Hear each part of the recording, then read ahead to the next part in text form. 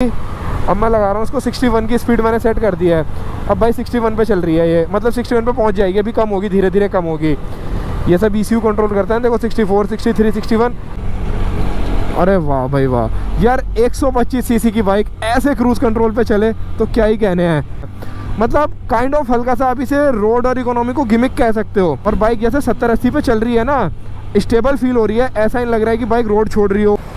So hello guys, welcome back to Preet vlog. ये रही मेरे साथ भाई आज हीरो की एक्सट्रीम 125R न्यू मॉडल जो क्रूज़ कंट्रोल के साथ आई है। देखो ये रहा इसका क्रूज़ का बटन।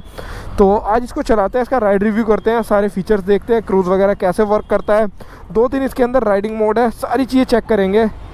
तो बाय डिफ़ॉल्ट जब भी इस बाइक को स्टार्ट करो ये हमेशा अपने रोड मोड पे स्टार्ट होती है। तो मोड लगा लेते हैं पावर मोड पे, गियर लगा लेते हैं इसका फर्स्ट। ये बाइक ये भी बताती है कि अब भाई गियर चेंज कर लो। मतलब बहुत सारी चीज़ें, सिर्फ गियर पोजीशन इंडिकेटर ही नहीं है, उसके साथ साथ गियर कब चेंज करना वो ही पता चलता है।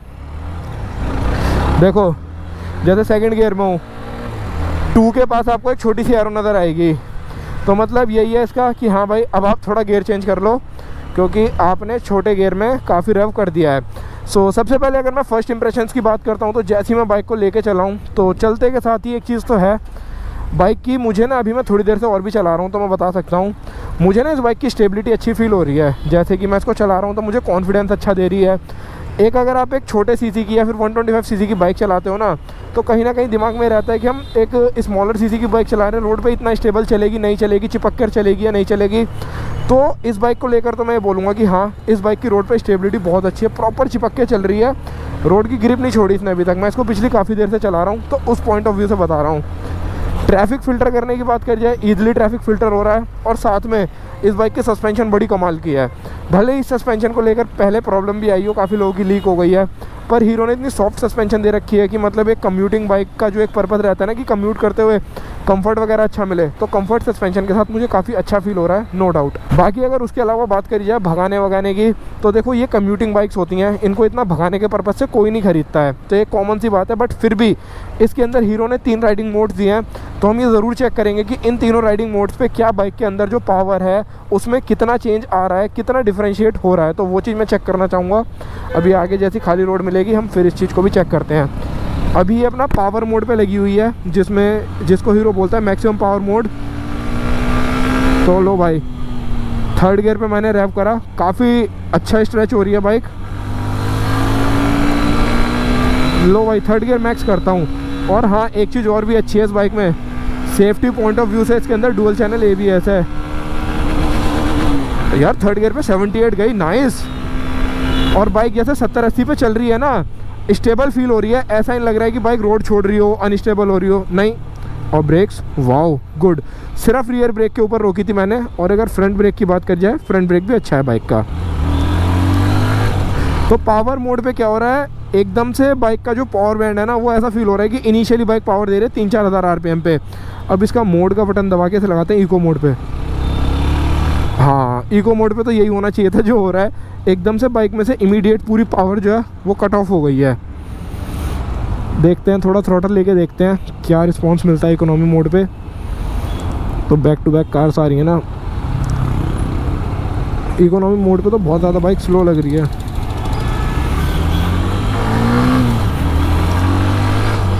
इकोनॉमी मोड पे तो ऐसा फील हो रहा है कि पूरा थ्रोटल घुमाने पे भी ना बाइक की जो पावर पहले मुझे 4 या 5 हज़ार RPM पे आती है, वो 7-8 हज़ार RPM पे जाने के बाद, मतलब पूरा बाइक रेड लाइन होने के बाद आ रही हो। हाँ ये देखो भाई, मैं पूरे फुल थ्रोटल पे हूँ, वही चीज़ है, 7-8 हज़ार RPM पे जाके लग रहा है कि हाँ, कि बाइक में जान है प्रॉपर। ये सब चीज़ें क्यों पॉसिबल हो पा रही है, क्योंकि इसके अंदर राइड बाय वायर है, ECU सारा गेम कर रहा है, ECU से आपका जो प्रॉपर थ्रोटल रिस्पॉन्स है वो चेंज हो रहा है। अब एक बार थोड़ा इसको लगाते हैं रोड मोड पे, देखते हैं रोड मोड पे क्या फ़र्क है।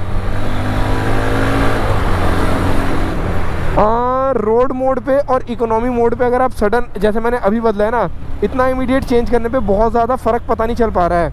मैं यूँ कह सकता हूँ कि जो पावर 7,000 RPM पे थी अब वो 6,000 RPM पे शिफ्ट हो गई है। मतलब काइंड ऑफ हल्का सा आप इसे रोड और इकोनॉमी को गिमिक कह सकते हो। बट अगर मैं इसको लगाता हूँ पावर मोड पे, तो नहीं, पावर मोड पे तो भाई बाइक में पावर फील होती है, इनिशियली बाइक खिंचना मांगती है, और वो चीज़ होती है इसके साथ। अब 5th गियर डाल के जरा इसका क्रूज़ कंट्रोल तो लगाऊं। अरे वाह भाई वाह यार, 125 सीसी की बाइक ऐसे क्रूज़ कंट्रोल पे चले तो क्या ही कहने हैं। रियर ब्रेक दबाते ही क्रूज़ ब्लिंक करने लगा है, क्रूज़ डिसंगेज हो गया है। अब अगर मैं रिज्यूम वाला बटन दबाता हूँ तो देखो मेरा 73 की स्पीड पे क्रूज़ था भाई। ये चीज़ इस बाइक के अंदर अच्छी है, मतलब मैंने ये चीज़ ना उसमें देखी थी। अब जैसे मैं इसको रिज्यूम करता हूँ तो बाइक वापस 50 की स्पीड से कंटिन्यू करके 73 किलोमीटर पर आवर की स्पीड पे जा रही है। अगर मैं गलत नहीं हूँ तो KTM की जो एडवेंचर 390 आती है और जो ड्यूक 390 है, उनके अंदर ये फीचर नहीं है कि वो रिज्यूम करें। देखो मैं आपको रिज्यूम करके दिखाता हूँ। ये रिज्यूम कर दिया मैंने। अब रिज्यूम करने पे ना बाइक 5th गियर पे सेम वापस अपना 73 की स्पीड पे पहुँचेगी, क्योंकि 73 की स्पीड पे मैंने क्रूज़ को डिसंगेज करा था भाई। 125 सीसी में यार ये वाला फीचर एक्चुअल में बड़ा कमाल का है।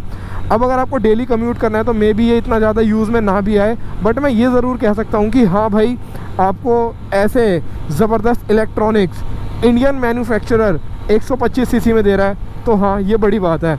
और अगर मैं इसकी स्पीड कम करूँ तो अच्छा, स्पीड कम ज़्यादा नहीं हो सकती है। क्रूज़ दबा के ये मैंने लगा दिया इसको 73 पे। अब जरा स्पीड कम करके देखता हूँ। हाँ स्पीड भी हो रही है भाई, हो रही है। सॉरी मैंने ग्लव से अच्छे से दबा नहीं पाया था। ये देखो स्पीड भी कम ज़्यादा हो रही है एक्चुअल में भाई। क्रूज़ कंट्रोल इसका बहुत अच्छे से चल रहा है और विदाउट एनी लैग। बाइक की इसकी गियर शिफ्टिंग थोड़ी सी हार्ड है, गियर शिफ्टिंग थोड़ी और स्मूथ हीरो यहाँ पे कर सकता था, उस चीज़ के ऊपर थोड़ा सा काम करना चाहिए था। गियर शिफ्टिंग हल्की सी टाइट है, स्मूथ नहीं है, मतलब जो इतनी होनी चाहिए। मतलब हल्का सा गियर बॉक्स जो है वो थोड़ा सा रफ है, पर भाई क्रूज़ कंट्रोल ने एक्चुअल में इम्प्रेस कर दिया। ये बड़ी चीज़ है, इतना अच्छे से काम कर रहा है, वाह यार।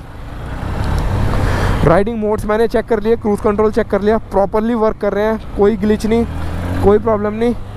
और बाइक की brakes are too good man. और डुअल चैनल ABS है तो डरने वाली कोई बात ही नहीं है।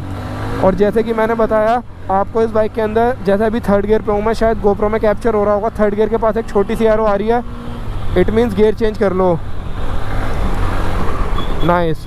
अब अगर मैं क्रूज़ कंट्रोल को रिज्यूम करता हूँ तो मेरा 57 पे लगा था, रिज्यूम हो गया भाई। एक बार क्रूज़ का बटन दबा के छोड़ दो फिर रिज्यूम हो जाता है। एक चीज़ और चेक करता हूँ, अगर इतना एडवांस इन्होंने क्रूज़ कंट्रोल दिया ही हुआ है तो एक चीज़ और यहाँ पे चेक करने वाली है। क्रूज़ मैंने दबाया क्रूज़, इसको करा मैंने रिज्यूम, 53 पे क्रूज़ लग चुका है। तो क्या अगर मैं क्लच दबा के गियर उतारता हूँ तो हट जाता है, क्योंकि भाई क्विक शिफ्टर नहीं आता, इसलिए भाई क्लच दबा के जैसे गियर उतारोगे तो हट जाएगा। अगर क्विक शिफ्टर इस बाइक में शायद अगर होता तो फिर ये जो आपके गियर हैं ये भी आपके बिना ही क्लच दबाए आप लोग चेंज वगैरह कर सकते थे विदाउट एनी इशू। अब देखो मैं यहाँ से इसकी जो स्पीड है वो कम ज़्यादा कर रहा हूँ। अभी ये 70, अब मैं लगा रहा हूँ इसको 61 की स्पीड मैंने सेट कर दिया है। अब भाई 61 पे चल रही है ये, मतलब 61 पे पहुँच जाएगी, अभी कम होगी, धीरे धीरे कम होगी। ये सब ECU कंट्रोल करता है। देखो 64, 63, 61। अब देखो मैं स्पीड बढ़ाता हूँ, ये अब 69 पे कर दिया मैंने, अभी 69 पे इसकी स्पीड बढ़ेगी। वाह देखो बढ़नी शुरू हो गई, 63, 64। मुझे यहाँ से यू टर्न लेना है, मैं पहले यू टर्न ले लेता हूँ। गियर बॉक्स में ये अगर मैं सडन इमीडिएट गियर चेंज कर रहा हूँ ना तो वहाँ हल्का सा गियर बॉक्स हल्का सा क्लटरी हो जा रहा है, बाकी उसके अलावा तो बाइक चलने चलाने में बढ़िया है। एक बार चलो थोड़ा सा गियर टेस्ट करके देखते हैं किस गियर में बाइक कितना जाएगी। 2 या 3 गियर करूँगा, इंडिकेटर करते हैं बंद, फर्स्ट गियर में देखते हैं। 27, 52, थर्ड गियर तो मैंने करके ही दिखा रखा है, चलो टकिन हो जाता हूँ, जल्दी हो जाएगा। और 77, 78, फोर्थ गियर,